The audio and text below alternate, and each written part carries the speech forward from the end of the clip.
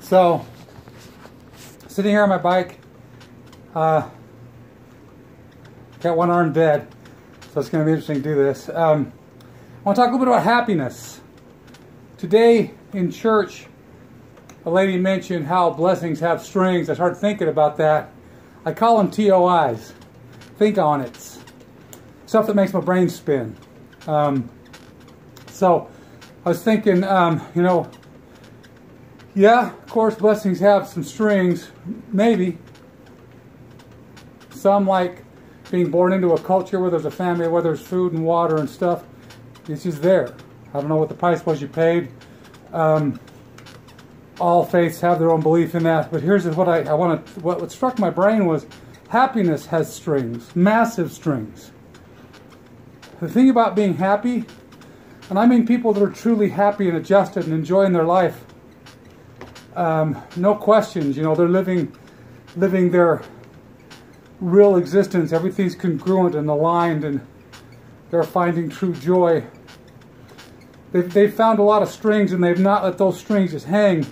They've gone to war with them. Because anytime you have a negative emotion, anytime you have a negative feeling, something negative come about you, there's a string attached to that. And it usually goes back to when you were a kid, that Maston Kip calls an OI, or original incident, I think it's OI, something OI.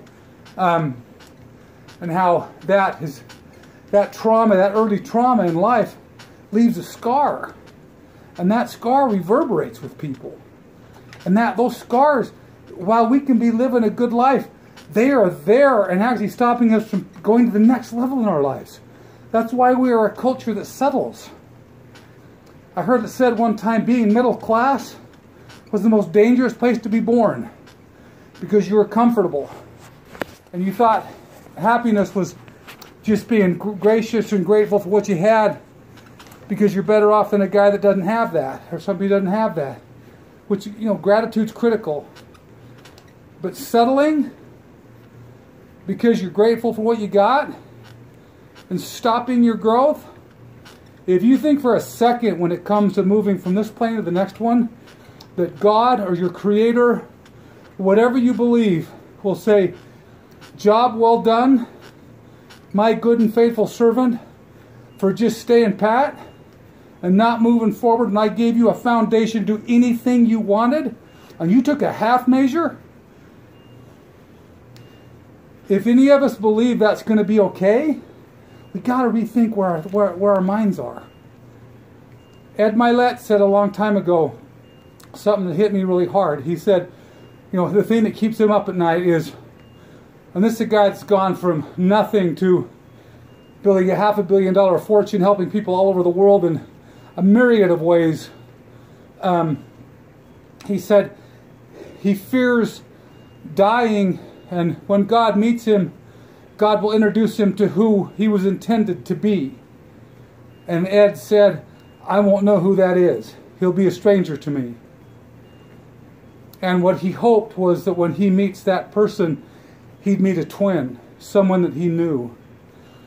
If you have areas that you're not happy, things, negativity, thought processes and patterns that bother you, that don't sit well, there are strings attached to those. Don't be afraid of them. Settle down. Learn to do some thinkitating, which is meditating with a purpose.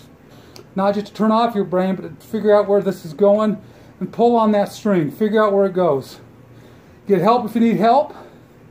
But remember, those strings all lead somewhere, and if you allow them to sit tight, they will hold you back. Being satisfied with just making it is not what we were created for. There's nothing in our universe says that. And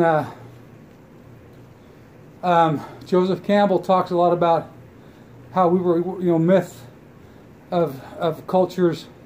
There's always a hero, and that the divinity in our lives, whatever you believe that is, your Creator, God, Allah, Buddha, whatever you believe your divinity is, it resides in all of us. If you ever have seen someone that was alive and that's now dead, there's something missing. And it's not just the fact that they're not blinking and their heart's not beating. It's because there's an electricity, there's a presence that's gone from them. There is something else going on here. Science is the new language of spirituality now. Because science is slowly catching up to what religion has been teaching for thousands of years. That there is something else to human beings. That there's something else to plants and animals. They all have a consciousness. We're just slowly catching on to that. I heard people say, well, plants don't have a consciousness. Absolutely they do. Plant a plant in the dark and leave the sun showing halfway and see which way it decides to face. It will make a conscious decision to make sure it faces the sun. So that one's new to me too. So I wish you a lovely week. Make tomorrow a Magic Monday. I'm going to start doing a lot more of these. Haven't done one in a while. Please subscribe if you think you get any good out of it. If you don't, please comment, shut your mouth. I won't, but I welcome your criticism. I've never been short of it. Have a great day. Ow, wrong arm.